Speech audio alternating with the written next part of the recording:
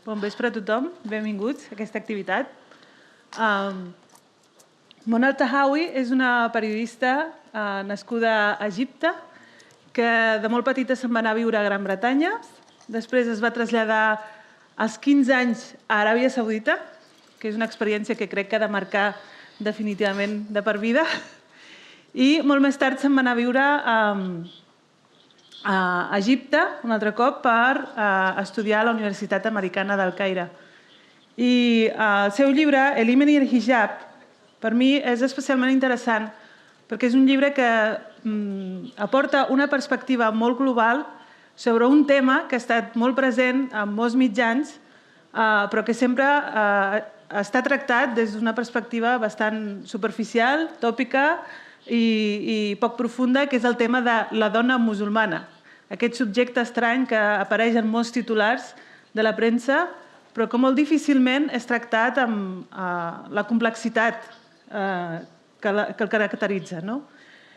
Dic que té una perspectiva global perquè el seu llibre parteix de les seves pròpies vivències, de les seves pròpies experiències, però no només, sinó que fa un repàs de la situació de la dona musulmana o nascuda en terres musulmanes, sigui o no sigui musulmana, que és una qüestió també a debatre, en els diferents països i, a més, en un moment molt interessant, que és el moment de les primaveres àrabs, de les revolucions que es van produir a partir del finals del 2010-2011 en els diferents països de Tunísia, a Egipte, a Síria i amb menys repercussió en altres països. I per mi és com una mena d'actualització, de posada, diguéssim, a la data d'avui, del que ja ens han parlat moltes altres autores amb anterioritat, com puguin ser una Nawal El-Saadawi, una Fàtima Mernissi o una Sophie Bessi, que és una franco-tunisenca, i que han aportat moltíssimes informacions sobre totes aquestes realitats que tenen a veure amb les dones d'origen musulmà, però sobretot és una perspectiva global perquè també s'ocupa de la situació que tenim dones com nosaltres en països no musulmans, que encara que sembli mentida, resulta que moltes de les qüestions que ens afecten directament en origen ens continuen afectant en els països on hem anat a parar i, a més, adopten noves formes i noves maneres de continuar condicionant les nostres vides com a dones. M'agrada aquesta perspectiva global perquè s'ocupa de països molt diferents, països com el Marroc, on hi ha un islam més aviat relaxat, o hi havia fins ara, però també Aràbia Saudita, que és un país amb una situació molt més complicada. Crec que una de les coses que apareixen al llibre i que hem viscut totes les dones que procedim d'aquesta procedència, però crec que també totes les dones que en algun moment hem començat a qüestionar tots els mecanismes que ens condicionen pel simple fet de ser dones, és el moment crític de prendre consciència. Hi ha un punt, hi ha un moment en el qual, de cop i volta, te'n dones compte de com funciona el món i com funciona la societat en la que has nascut i com funciona la família en la que has nascut, com funcionen els diferents elements que es condicionen directament la teva vida com a dona musulmana. I crec que aquest prendre de consciència, que sigui escrit i que sigui relatat i que estigui a l'abast de tantes altres dones que també estan en el procés de prendre aquesta consciència, és molt important. Llavors, m'agradaria que ens parlessis una mica d'aquest primer moment, aquest primer moment en què, de cop i volta, te'n dones compte que el món és exactament com és, existeix aquest grau de masclisme, i crec que és un moment que la filòsofa feminista Amelia Valcárcel ha definit com un moment molt dolorós.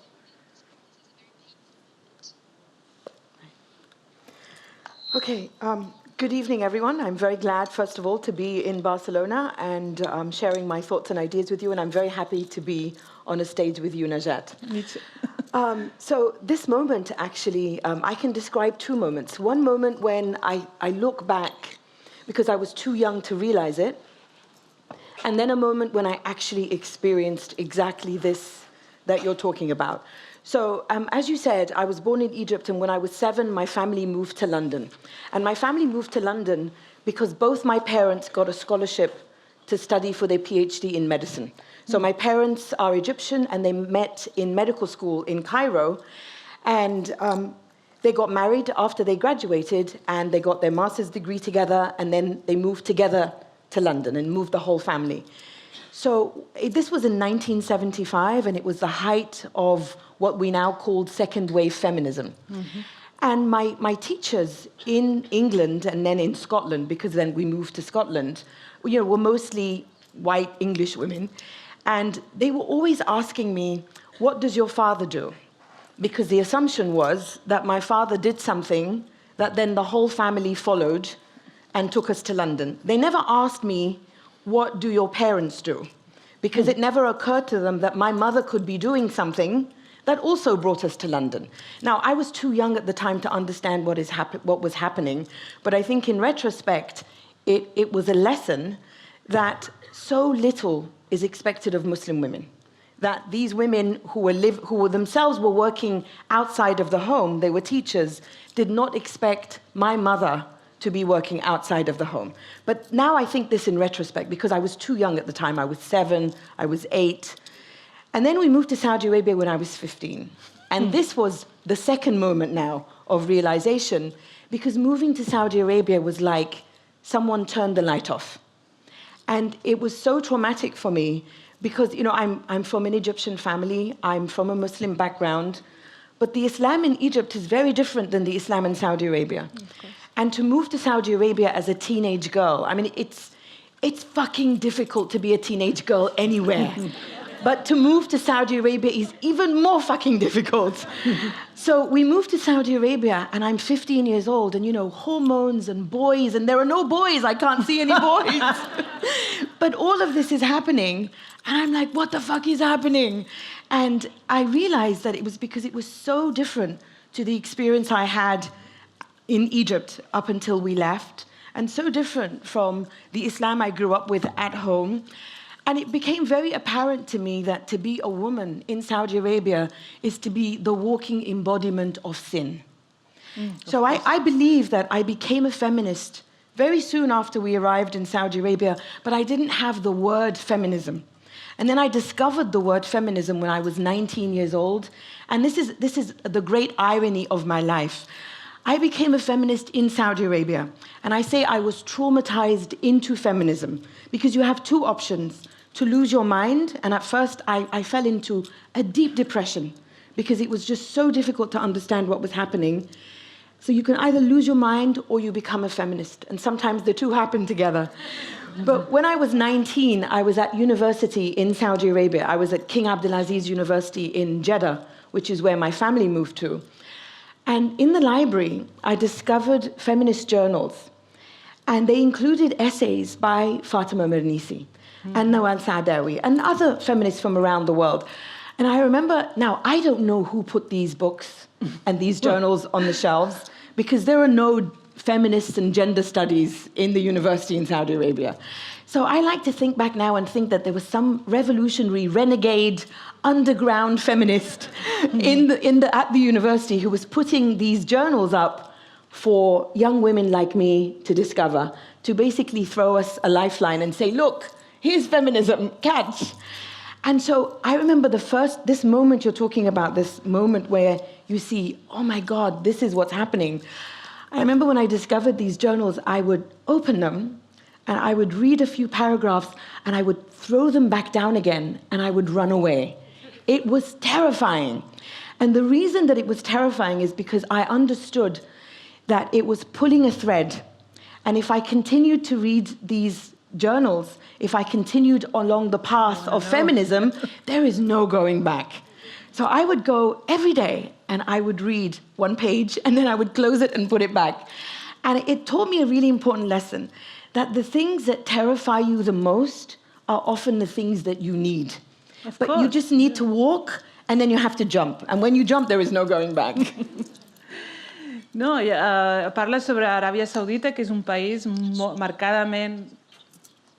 Parlava sobre Aràbia Saudita, que és un país on clarament es veu la misogínia de l'islam i de la societat i del salafisme, i per tant és, diguéssim, impossible objectar res per justificar aquest sistema.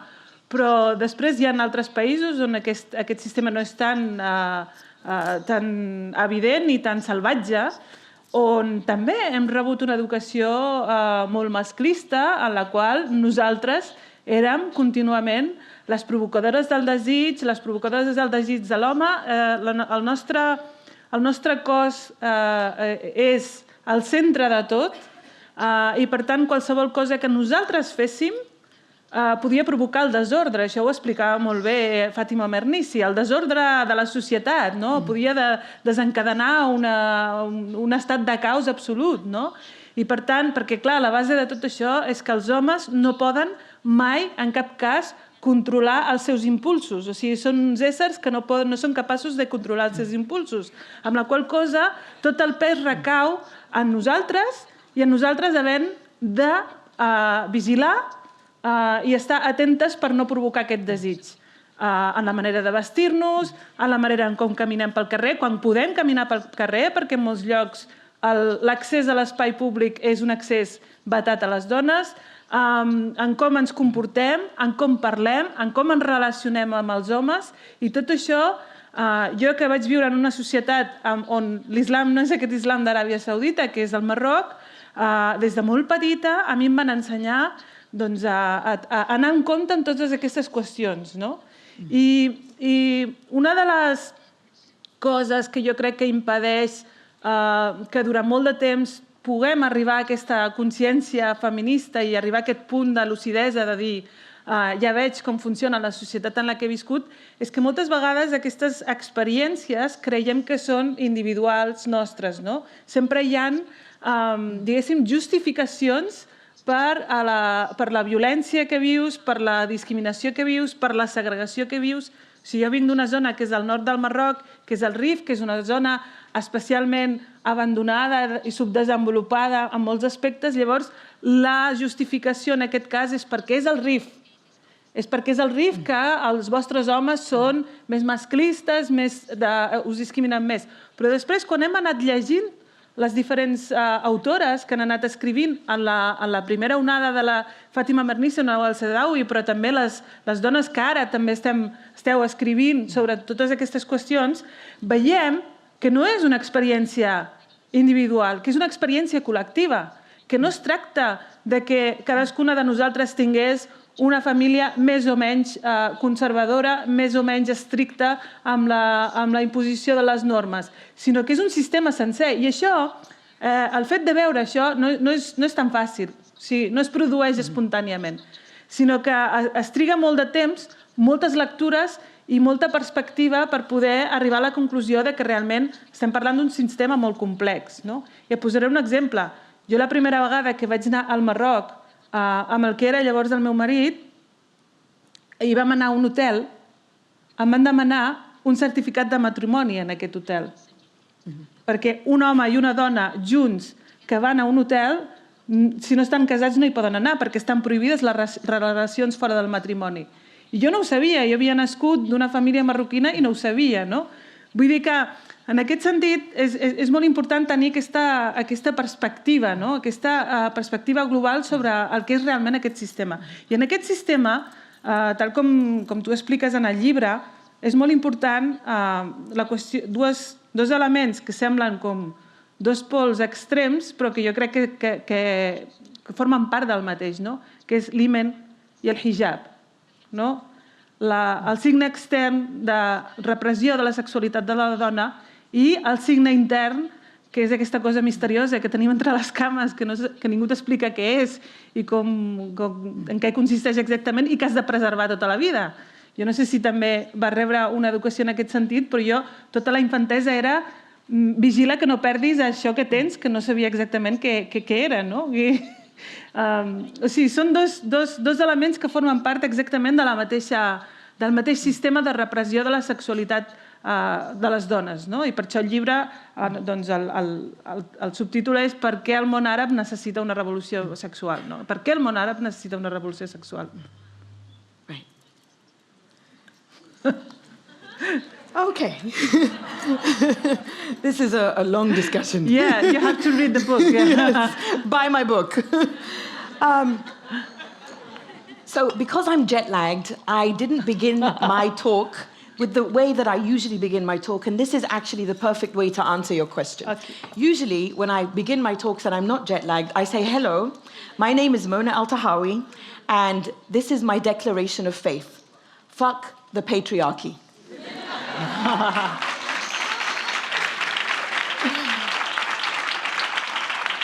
So when I say that, it's the perfect way to answer your question, Najat, because this is all from patriarchy.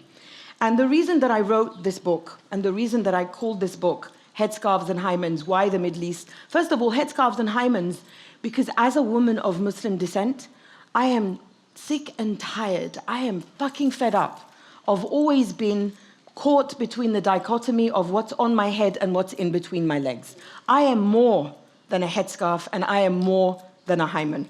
So I called this, and for many years now I've been saying, stop putting Muslim women or women of Muslim descent in these two boxes, what's on our head and what's in between our legs. We are much more than that. We are much more complicated than that. And then why the Middle East needs a sexual revolution? Because to connect all of those things with patriarchy, I'm going to give you like the more philosophical answer, and then I will get into the nitty-gritty of it. So when the revolutions began in the Middle East and North Africa, with Tunisia, as you know, and then they spread to Egypt, Yemen, Bahrain, Syria, and Libya.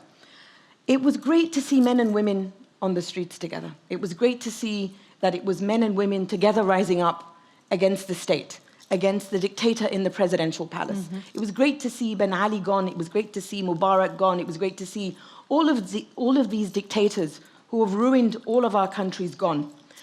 But then I wanted to ask, what happens when the women who took part in the revolution, when the women who spent 18 days sleeping in tents in Tahrir Square went home? Were the men that they spent the 18 days with in Tahrir Square, surviving the military and the police, were those men revolutionaries at home as well? Were those men revolutionaries at work? And I remember that I am obsessed with the Spanish Civil War. I'm sure every foreigner that comes to Barcelona says this, so you have to tolerate me.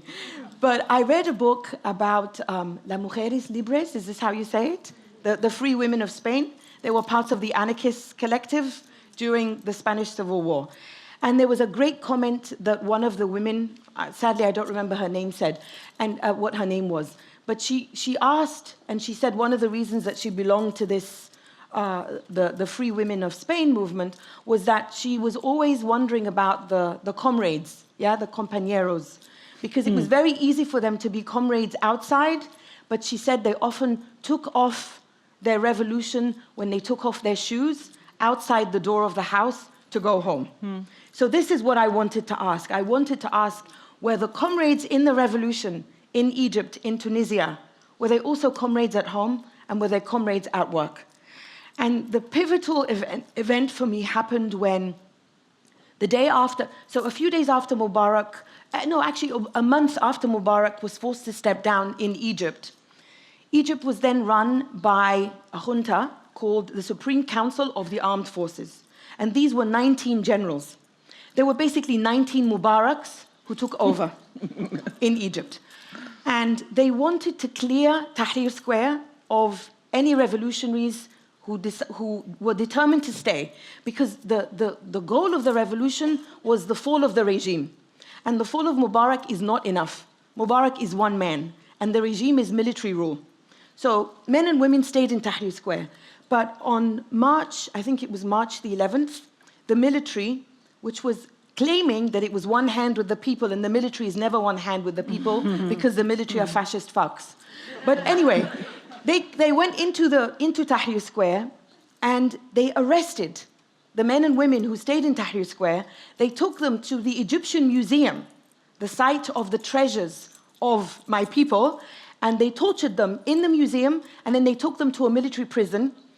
And with the women, they told the women, create 2 lines. 1 line for married women and 1 line for unmarried women.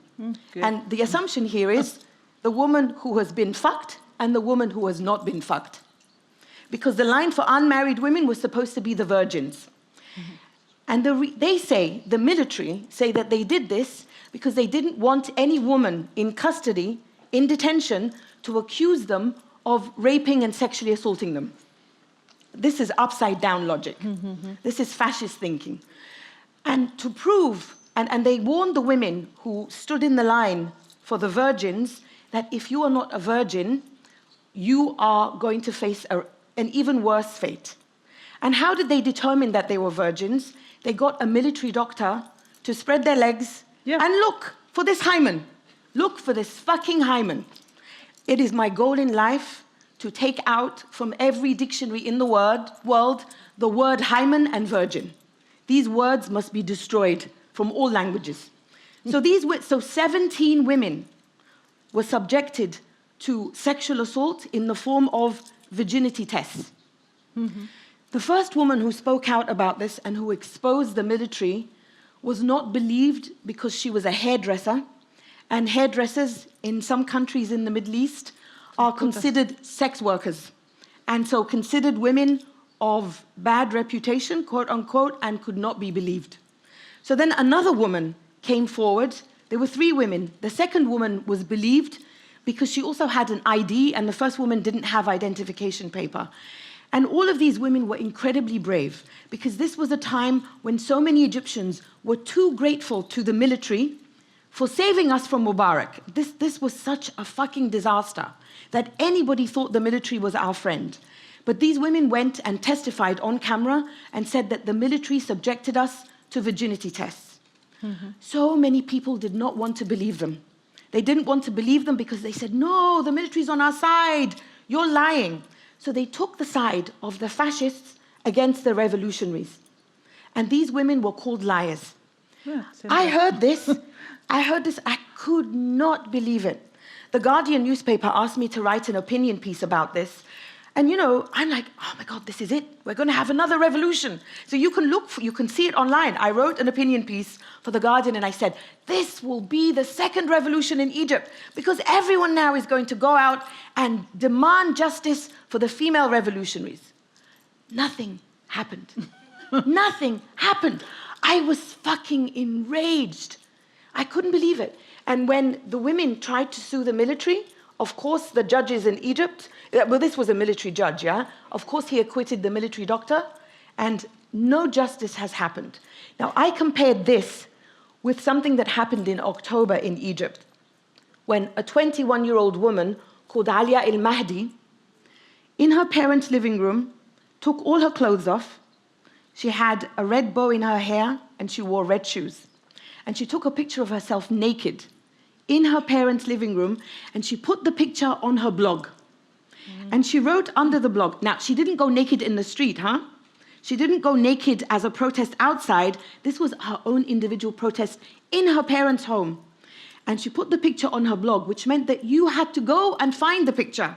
She didn't send it to you by email. And she wrote under her picture of herself naked, this is to expose the hypocrisy of everyone out there who will condemn me and who will deny me my right to own my body and my sexuality. And you know what happened? More people, including people who took part in the revolution, were enraged at Alia El Mahdi, who with her own consent took her clothes off and claimed ownership of her body, than they were enraged at the military, which without the consent of revolutionaries sexually assaulted the women. Of course. And I thought, fuck this shit. This needs a revolution. And so this is why I wrote my essay, Why Do They Hate Us?, that this book is based upon. Because we were continued, even after the revolution, to be stuck between what's on our head and what's in between our legs. And because of this, in my book, I talk about how women need 2 revolutions, actually 3 revolutions, because there are 3 dictators that I'm fighting against. There is a dictator in the presidential palace, there is a dictator on the street corner, and there is a dictator in the bedroom. And I call this the trifecta of misogyny. And we need a revolution against all this. Now, when I tell men this, in Egypt, in Saudi, in anywhere, they say to me, it's not the time. Come on. Yeah, we have 60,000 prisoners in Egypt, political prisoners. We have torture. We have to fight Sisi. We have to fight Mohammed bin Salman, this fascist fuck in Saudi Arabia. We have to fight everybody. And I say, but I'm half of society. What about the revolution for my liberation? They say, no, wait. When someone tells you wait, it's never going to happen. So I tell them, and they say to me, anyway, I'm not free. Nobody's free. I say, nobody's free because the state oppresses everyone. The state oppresses men and women. But the state, with the dictator on the street corner and the dictator in the bedroom, together oppress women. So my revolution is not just against the dictator, because that's just a revolution for men against men for power. And I get nothing from this. My revolution is against the trifecta of misogyny. And this trifecta of misogyny is patriarchy. No, sempre és la mateixa història...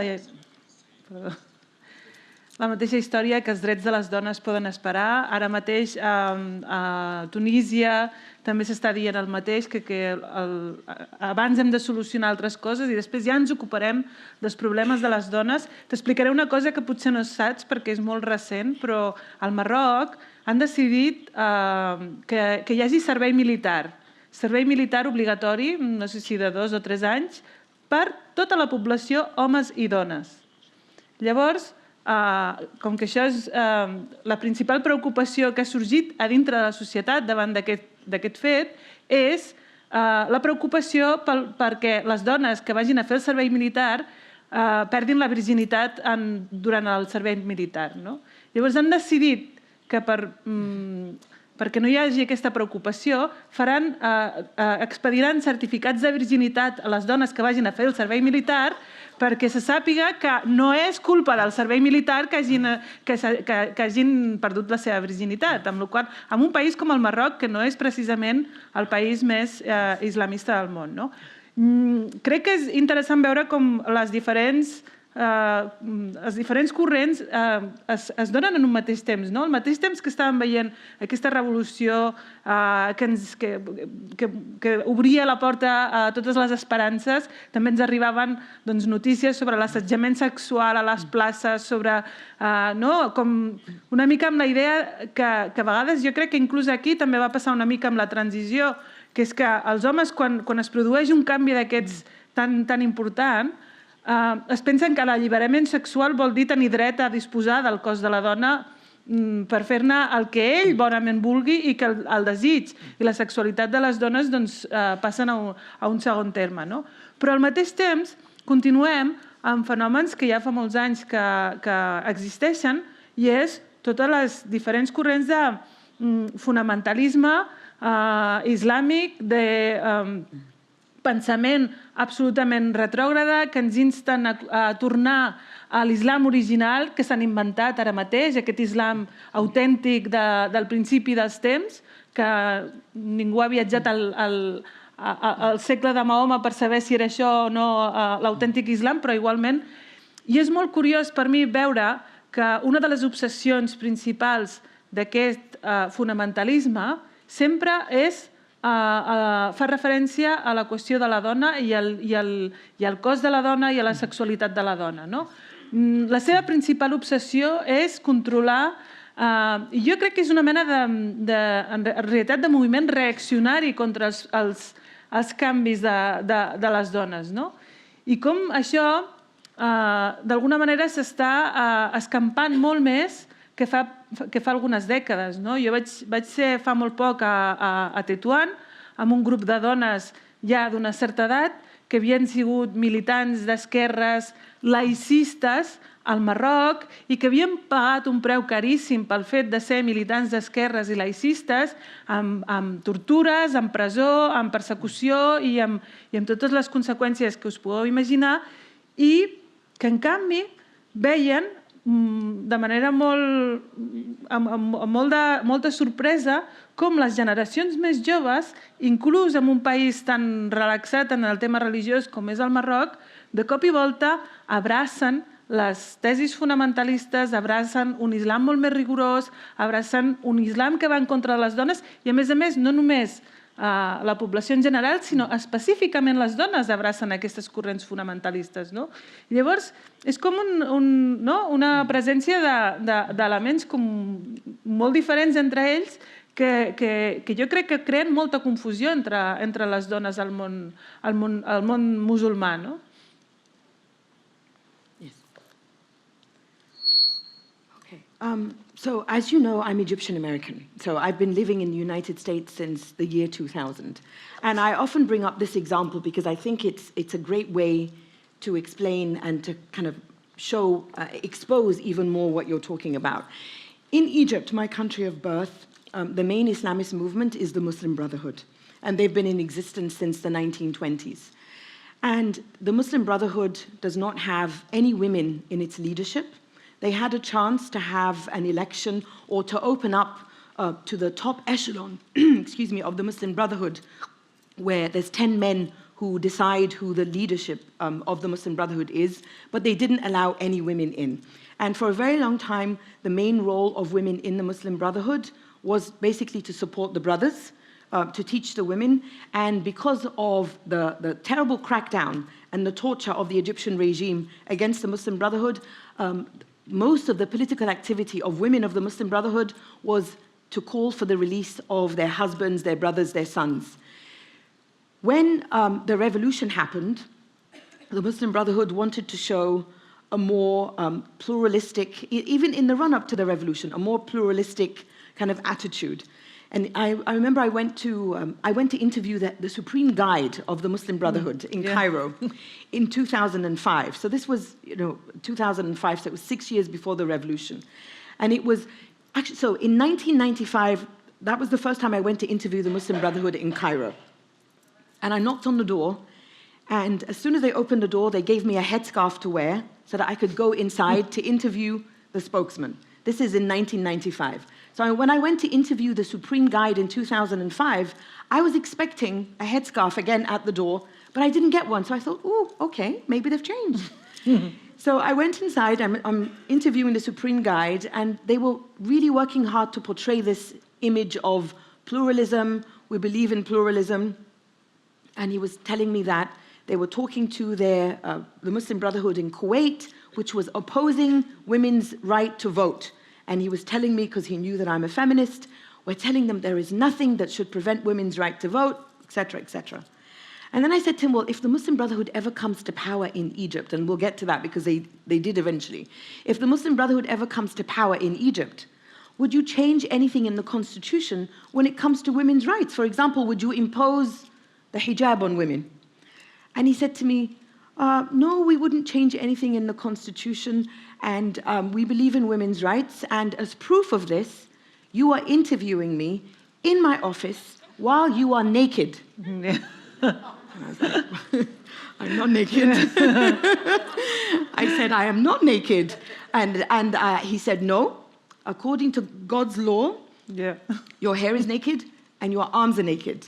And then I said to him, well, according to we say Gamal al-Banna in Egypt, who is actually, he's now dead, but he was actually the brother of the founder of the Muslim Brotherhood. He wrote a book saying that hijab is not an obligation. So I said to him, Gamal al-Banna doesn't think so.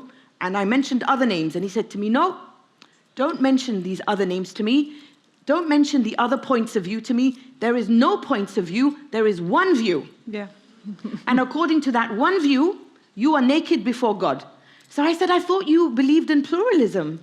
Where is the pluralism, So that was an early indication. But when the Muslim Brotherhood then joined the revolution, and they ran a candidate for president who won the presidency, Mohammed Morsi, became president in Egypt, they appointed a woman as head of the Women's Committee, and they appointed a woman who was in charge of women's affairs, and her discourse was incredibly disturbing because several of the women involved with the Muslim Brotherhood spoke in support of female genital mutilation, and some of them also spoke in support of getting rid of a minimum age of marriage in Egypt.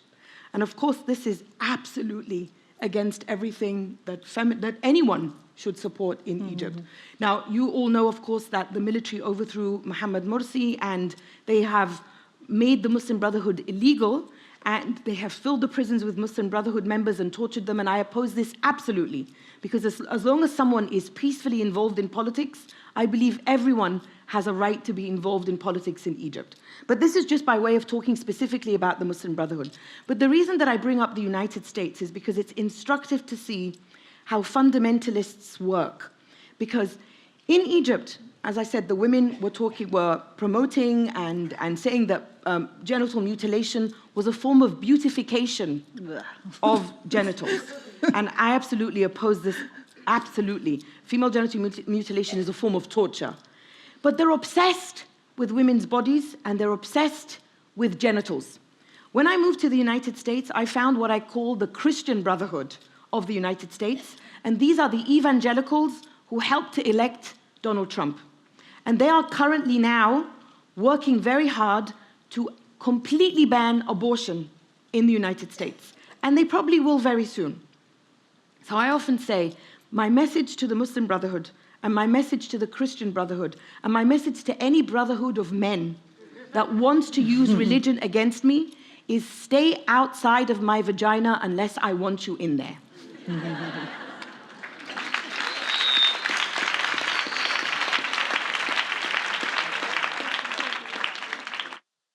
Al llibre expliques també l'anècdota d'una política tunisenca que quan està davant d'un islamista i li diu el mateix que et va dir a tu el líder dels germans musulmans, que és que estàs despullada, es va començar a despullar. I ell li va dir, què estàs fent? I ella diu, ensenyar-te el que és una dona despullada, de debò, que vegis el que és una dona despullada.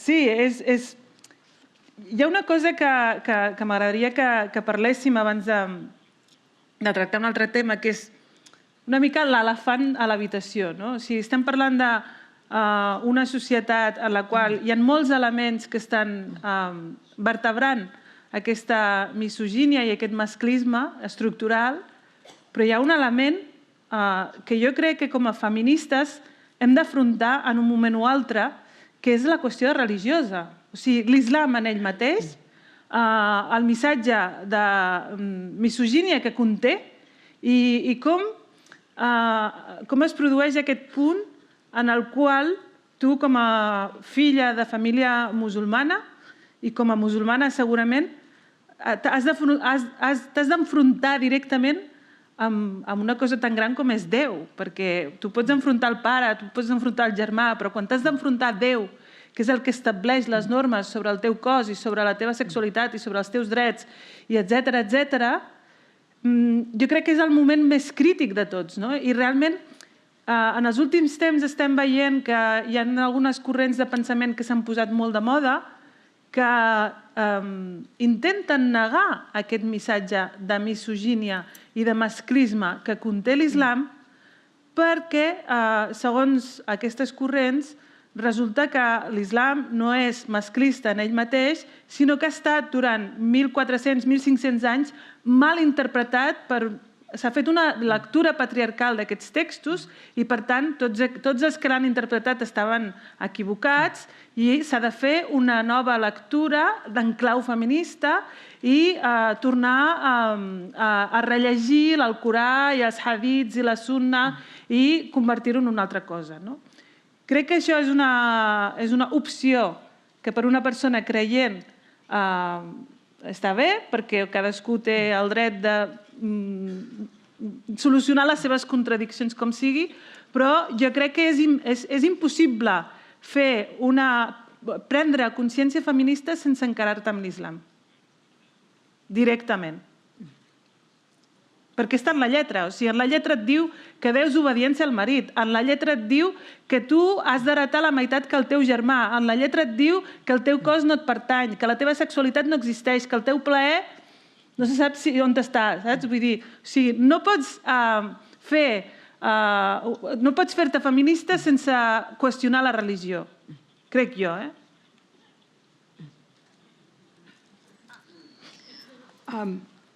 I think it is undoubted, or it's without a doubt, that every religion is patriarchal.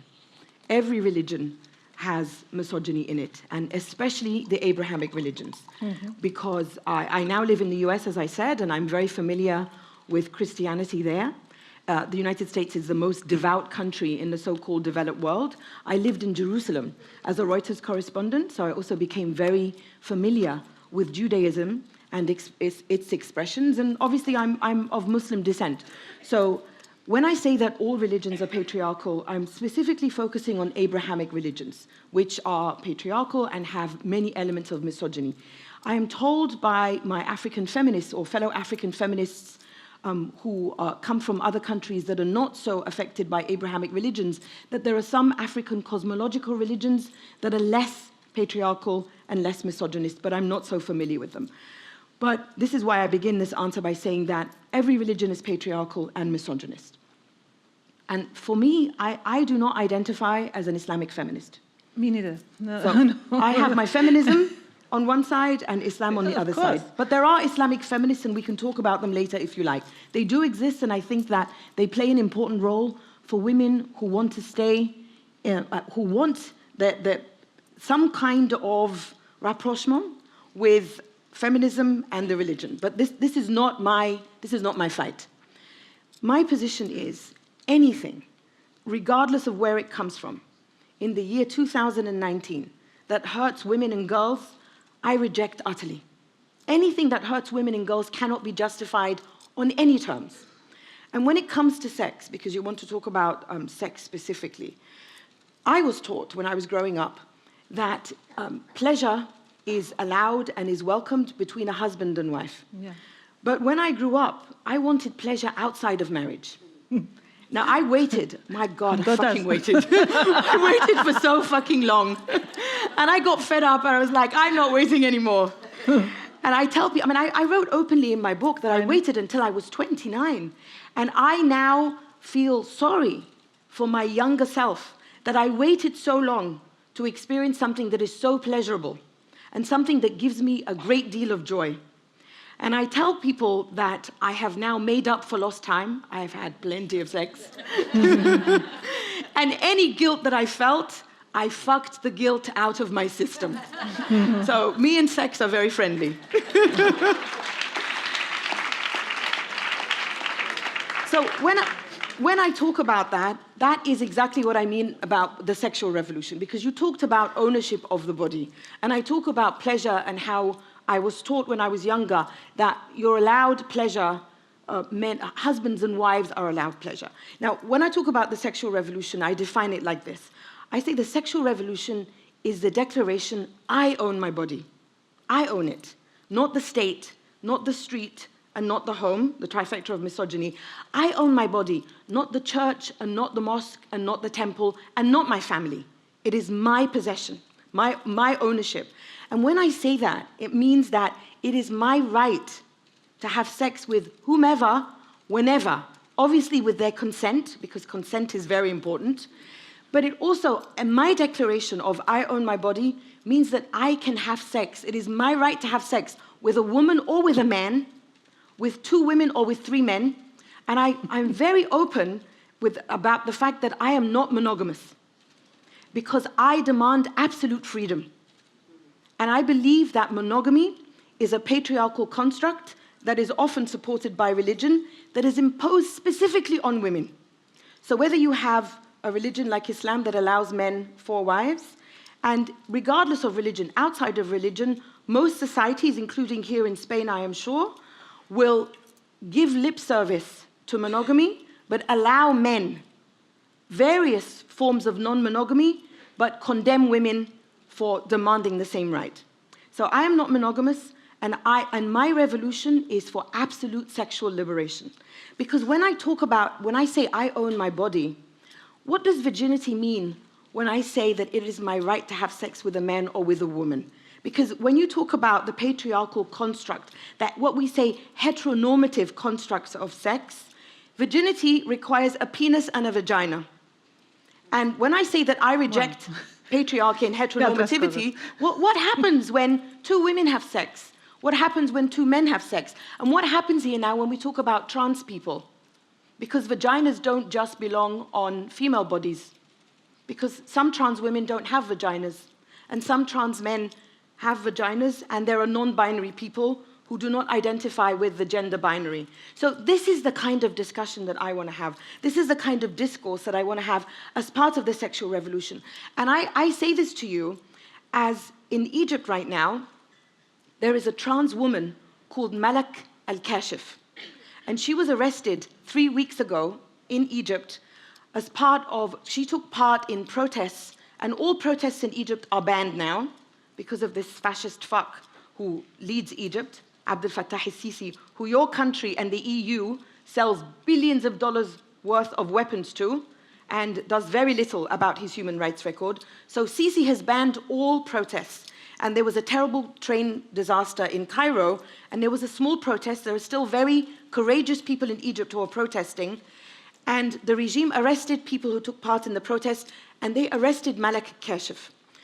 When Najat was first arrested, she was put in solitary confinement. But because she has been unable to change her gender on her identification in Egypt, it still says male. So her lawyers are very concerned that she will be put into the men's prison, where she obviously will face transphobia and most likely sexual assault. She was probably going to face all of this in police stations anyway, because as I know, and as too many people know, the Egyptian police force uses sexual assault as a weapon against us, any opponents of the regime. So we have to talk about this. We have to talk about the fact that even though politically in Egypt right now, everything is stuck because we continue to be stuck between the military and the Muslim Brotherhood, I choose neither. I want freedom. This also means that when it comes to the politics, it's stuck, but sexually, and we were talking about this earlier, there is now in Egypt the alliance of queer Egyptians. For the first time, in unprecedented ways, queer Egyptians are speaking out and demanding to be seen. And this especially happened after an unprecedented crackdown in Egypt in 2017 against the LGBTQ community in Egypt. Now, when the regime does this, and this is supposedly a secular regime, it understands very well that when it uses morality and when it uses homophobia, it unites everyone. It unites the Islamists, it unites conservatives, and it unites people, even people who took part in the revolution, but who are still homophobic. So we're talking about, I condemn not just the Islamists, I condemn the fascism of the regime, because for me, the military regime is fascist with weapons, and the Muslim Brotherhood is fascist with religion. And the two of them understand each other very well. And they use women's bodies. About a month and a half ago in Egypt, somebody leaked a sex tape. And it was a sex tape of 2 actresses having sex with a very famous director. And this director is a member of the Egyptian parliament. But because he opposes constitutional changes that will eventually allow Sisi to be basically president for life, the regime wanted to punish him. And how did they punish him? Through leaking a sex tape that showed 2 women having sex with him. And then they arrested the 2 women, and they want to put them on trial for inciting debauchery. And they're not doing anything to the men. Oh, so what is going on here? So women's bodies are being used as proxy battlefields between the regime and this member of parliament, between the Muslim Brotherhood and the regime. Everybody is fighting over my body. And I tell everybody to fuck off. Sí, no, quan parlaves de la monogàmia o no monogàmia, pensava, com a dona, escriptora, mare i amb 30.000 coses, celebro que tinguis temps per anar més enllà de la monogàmia, perquè moltes vegades no dona...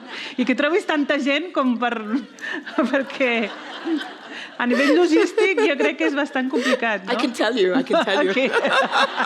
We'll talk later. I tornant una mica a la qüestió del feminisme islàmic, que és una qüestió que a mi em preocupa especialment, perquè hem parlat molt dels països musulmans, però si parlem dels països occidentals, està passant últimament que el feminisme islàmic està sent considerat representatiu de les dones musulmanes que viuen a Occident, amb aquesta mena de corrent en la qual estem, en la qual sembla que cadascuna de nosaltres hem d'agafar un feminisme amb un cognom, o sigui, cadascuna de nosaltres hem de tenir un feminisme amb un adjectiu que vagi al darrere, o sigui, no pot ser feminisme i punt. Resulta que a mi m'estan dient ara mateix, a aquesta edat, ja arribant quasi bé als 40, que jo hauria de pertànyer al feminisme islàmic pel simple fet d'haver nascut musulmana. I això no està passant en un país musulmà, està passant aquí, està passant en les institucions governamentals on es pren el feminisme islàmic com a representatiu de la comunitat musulmana, la suposada comunitat musulmana.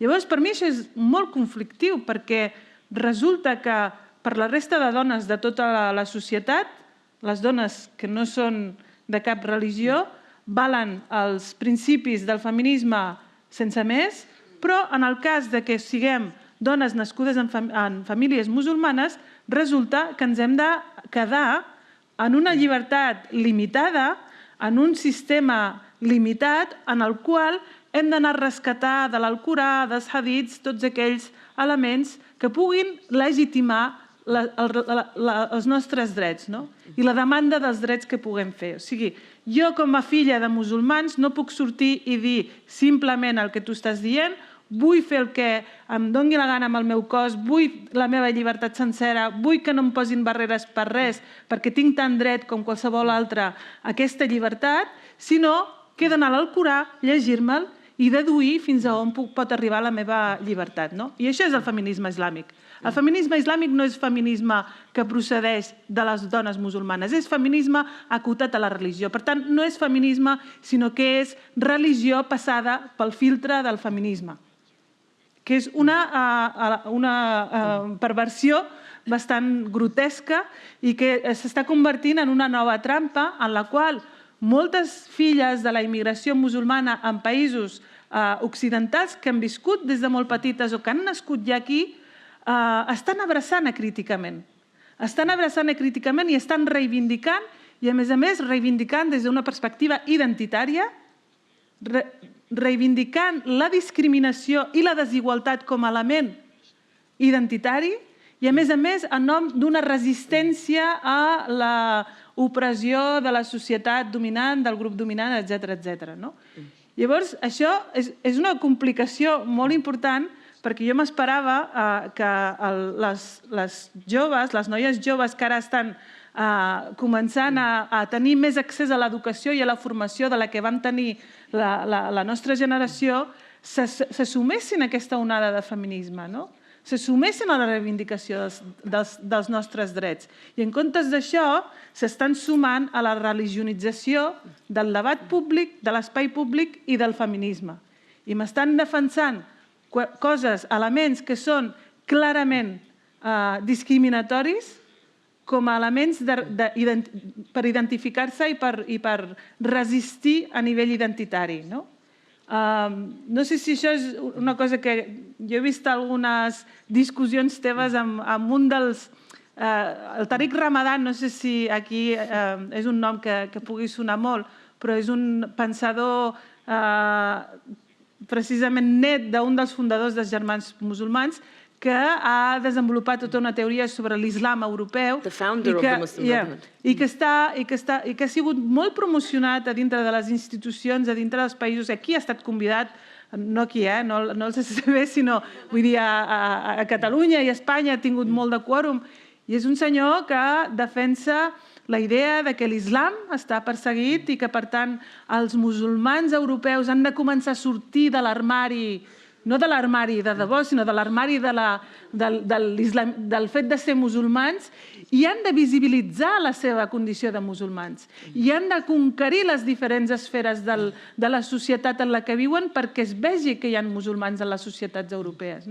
I aquest discurs està... Els joves musulmans europeus, però sobretot les noies, l'estan comprant acríticament. L'estan comprant acríticament i l'estan abraçant. I és un senyor que està a la presó, acaba de sortir de la presó per una acusació de violació per part de 4 dones que el van anar a veure en busca de consell religiós i les va violar de manera salvatge, segons diuen elles. No? Llavors, com es pot entendre aquesta situació no ja en països musulmans, sinó en països on se suposa que tenim separat la religió de l'Estat i que, per tant, nosaltres no ens hem de presentar en públic com a creients o no creients, com a practicants o no practicants d'una determinada religió, sinó com a simples ciutadans. No?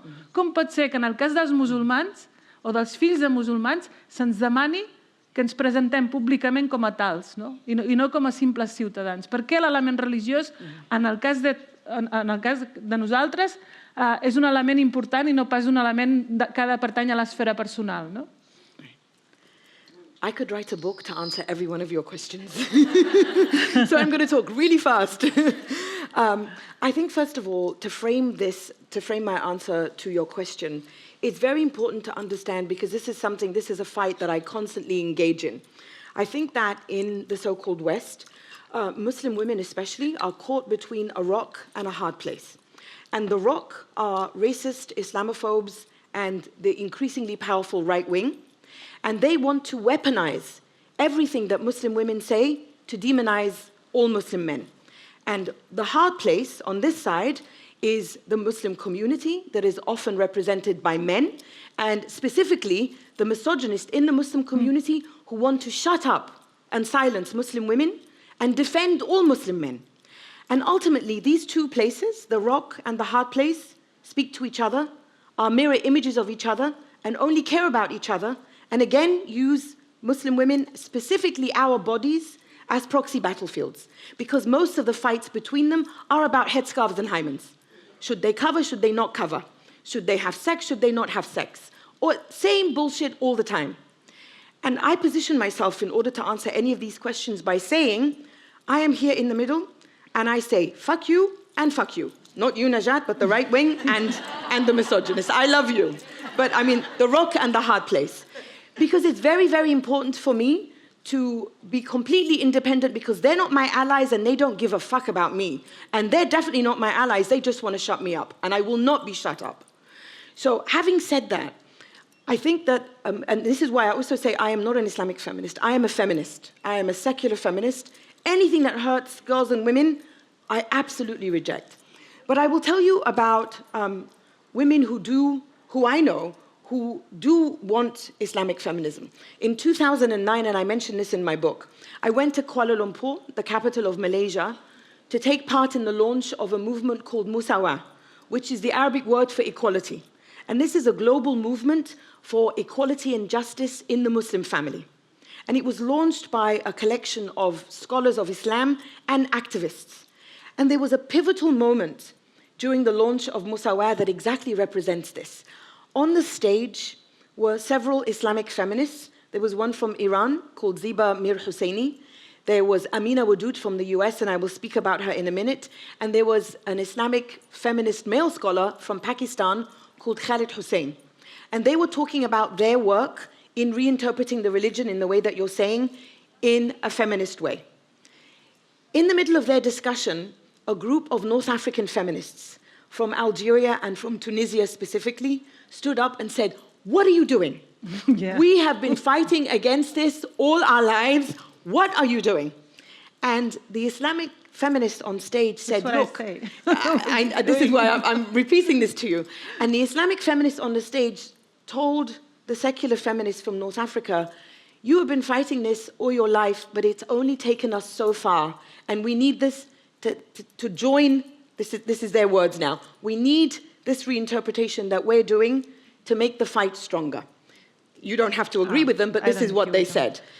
And I think that moment and the fact that Musawa, this global movement, includes people like me, who was a secular feminist, and those women from North Africa who are secular feminists, and then others who are Islamic feminists, I think what that was an indication of was that we need both of these fights, because they will be women, and I know these women, Najat, who will say to me, I don't want your secular feminism. I need someone to tell me verse, hadith, I don't know what. Now, I am not interested in my verse versus your verse, because I can say, look, according to this Islamic feminist scholar, this verse means this. And then someone can come and say, no, this verse means that. I am not interested in this. I am interested in anything that hurts women and girls. Fuck the patriarchy, yeah? But I'll tell you how this became a practical issue. In 2005, Amina Wadud, who is the American scholar of Islam that I mentioned, who was on the stage as an Islamic feminist. In 2005, in New York City, Amina Wadud became a female imam. Now, many of you might know that we don't have women imams in Islam. Just like Catholicism doesn't have women priests, there is no ordination. But there is a growing movement for women to lead prayer of women and men. So Amina Wadud in 2005, because she said, my scholarship has shown me that there is nothing that prevents a woman from being imam. So she held a Friday prayer in which she said the sermon, and behind her prayed 50 women and 50 men. And I was one of those 50 women. Now, before this prayer, some Muslims in America wrote to the group, I belong to the Progressive Muslim Union of North America, which co-sponsored this prayer, a female imam leading men and women. And they said to us, show us where in the religion this is allowed. And Amina Wadud is a scholar, so she showed them. I did not ask where in the religion is this allowed, because I allowed myself, and I believe that a woman should be ordained. Sí. So I went to this prayer, right? And it was 100 people, 50 women, 50 men. I was one of 2 women who prayed without a headscarf, and I prayed on my period. So this is a triple whammy, yeah? Woman imam, no headscarf, on my period. Now, I was in Paris in 2015 at the Institute of the Arab World, and I said this. And a Muslim man in the audience stood up and he said to me, very earnestly, sister, you hurt me deeply when you said you prayed on your period. Yeah. And I was like, what? Of all of these things that I talk about, the thing that hurt you deeply is something that comes out of my body from in between my legs and concerns only me. And I said to him, this is none of your business. What happens between me and my body and how I choose to take part in this. So I say this because there are people who then say to me, who gave you permission to pray on your period? And I say, I gave myself permission. So I say this by way of answering you, because what Musawa does is, they need secular feminists like me who say, anything that hurts women and girls has to end today. But they also hold workshops with activists. So they have branches across the world. They have a headquarters in Egypt. They have a headquarters to serve parts of Asia. They're all over the world. And what they do is they give ammunition, weapons to these activists so that when they're out in their societies and someone says, I need to see what the religion says, they have that argument for them. I don't need that argument. You don't need that argument. But I remember when I was 19 years old and I was reading those books and I was terrified, and I'm thinking of a 19-year-old and I want her to cross that bridge. I will give her any weapon that she needs to cross that bridge. I just want her to cross the bridge. And I will tell her, I used to be on this side of the bridge just like you did. You stood when I was 19 years old, and I've crossed that bridge, and you can cross that bridge and be here. So I am now at the stage where I say clearly, I'm not an Islamic feminist, but I will use any weapon, because patriarchy uses every weapon against me. So I will use any weapon that someone gives me, because my goal, my absolute life and goal, is to destroy the patriarchy. And I will destroy it using any weapon I can. So in the United States, my fight is very different, obviously, than in Egypt. But my fight everywhere is the same, and it is against, it has the same goal, and that is the destruction of patriarchy. No, això és veritat, però el que està passant és que quan hi ha una classe política en països no musulmans que instrumentalitza la religió i, a més, la instrumentalitza de manera que es vegi molt visible, i l'única manera de fer-la visible és tenir una dona amb mocador a la llista electoral del teu partit, aquí és un rearmament d'aquest patriarcat. O sigui, no estem davant d'una inclusió de la diversitat, una tolerància de la religió, sinó que estem davant d'una nova manera de tornar-nos a tapar, de tornar-nos a imposar totes les coses de les que escapem. Jo entenc que una persona a títol individual tingui la necessitat de trobar la manera de fer compatible la seva religiositat amb les seves, diguéssim, necessitats feministes, no? Perquè les tenim totes, però jo crec que és molt perillós que siguin la classe política occidental la que estigui imposant per la via... No per la via... Jo és que estava molt acostumada a haver-me d'enfrontar amb l'imam de la mesquita, haver-me d'enfrontar amb el pare de família absolutament masclista d'una manera molt clara, però no estava preparada per veure com feministes occidentals que no han trepitjat mai un país musulmà em defensen a mi les virtuts de l'islam i em defensen el portar mocador i em defensen les bondats de la meva cultura d'origen. No cal que em defensin la meva cultura. I estic bastant sorpresa de veure que aquí, per exemple, quan es lluita contra les ingerències de l'Església Catòlica en la sexualitat de les dones, es fa una proclama molt famosa que és «Fuera vuestros rosarios de nuestros ovarios», la mateixa feminista que crida això, després em digui que visca el mocador i que divers el mocador i que bonic el mocador. És aquesta una mica la situació en la que ens trobem ara mateix aquí, no? O sigui, aquesta mena de relativisme per part, sobretot, de l'esquerra. Tu en el llibre expliques en algun moment la teva decepció amb l'esquerra occidental en aquestes qüestions, sobretot quan es tracta de prohibir, quan va sorgir la polèmica de prohibir el burka, el nihab. I jo estic bastant sorpresa davant d'aquest fenomen. O sigui, ara ja no és de lluitar contra l'imam de la mesquita, sinó contra el relativista d'esquerres que em diu que el que jo he viscut, la discriminació que he viscut des que soc petita és fantàstica i meravellosa. Right. I spoke earlier about the rock and the hard place that Muslim women or women of Muslim descent are caught between, and it's very obvious what the right wing is doing. I can see them. I can see the racism, I can see the Islamophobia, I can see the growing authoritarianism, I can see all of that. The left wing is another case altogether, and I mention them in my book, because I am criticized sometimes by the left wing because they try to defend Islam from me. A woman who was shaped and formed by my years in Egypt, by my years in Saudi Arabia, and by my upbringing and the various teachings. And Islam does not need them to defend it against me, because this is between me and Islam. And I think what happens is, again and again, women are sacrificed for something else. In the same way that women's bodies are used as proxy battlefields between these two sides, when it comes to the left, because it's so eager to show that it's not the right wing, it's not racist, it's not Islamophobic. It's about them, it's not about women. It's nothing to do with women. Again, no one gives a fuck about women. They only care about themselves. It's very narcissistic.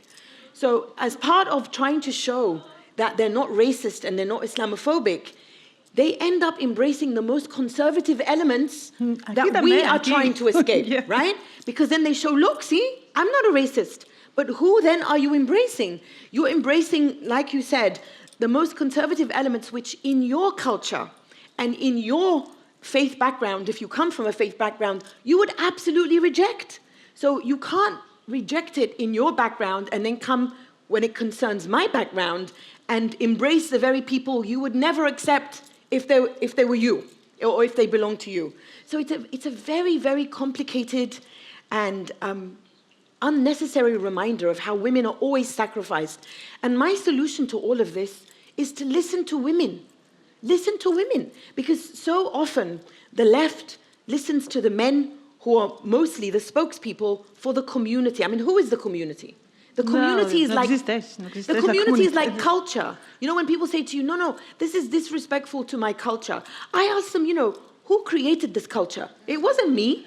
It is men, right? Everywhere, all over the world, it's men. This is patriarchy, yeah? And then they say, well, no, you don't speak for the community. Who is the community? Yeah. The community is often a synonym for men, right? So I reject all of this because this is all just men talking to each other. This is why I keep saying patriarchy. Because patriarchy, the definition isn't men, but it is the systems and institutions that privilege male dominance. And in all of these instances, it's men who are talking to each other as a way of maintaining their dominance, and the women are just, fuck you, no one cares about us. So it's the right wing and its dominance, it's the men in my community and their dominance, and basically the men of the left wing, because I'm sure here in Spain, as in every country, it's still a very patriarchal political system. You have not achieved absolute equality between men and women in politics. So it's very easy to signal a very superficial kind of tolerance by embracing, by sacrificing women and embracing a very specific kind of a conservatism that is not my friend.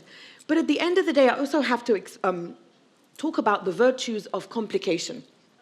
Because in the United States, we've just had our first female members of Congress, Muslim women who've joined the Congress. So when we had elections in the United States in 2018, in November, and for the first time ever, 2 Muslim women were elected. One of them does not wear a headscarf, and one of them wears a headscarf. So we have Rashida Tlaib, who is of Palestinian descent. She's Palestinian-American. She does not wear a headscarf. And we have Ilhan Omar, who is of Somali descent, and she wears a headscarf. When they were elected, I wrote an essay and I said, I am so glad that it wasn't this or that who were the first, because this then complicates the image and the understanding of Muslim women. Because not every Muslim woman is in a headscarf, and many Muslim women are not in headscarves. And we need this, because I think that when you talk about the party lists that care more about the headscarf than anything else, what you care about is you care more about a very monolithic point of view. And one of my goals after destroying the patriarchy, which takes a lot of energy, is complicating the image of women of Muslim descent. Because I think when you complicate, you humanize. And when you reduce and when you make someone into a monolith, you dehumanize. So I always insist that we are more than our headscarves, because I always insist on complicating the narrative as a form of humanizing Muslim women. El problema és que no tenim més temps. El problema és que no tenim més temps per complicar-ho encara més i, per tant, ho haurem de deixar aquí, però ha estat tot un plaer conversar amb tu. Thank you, Najat. Thank you.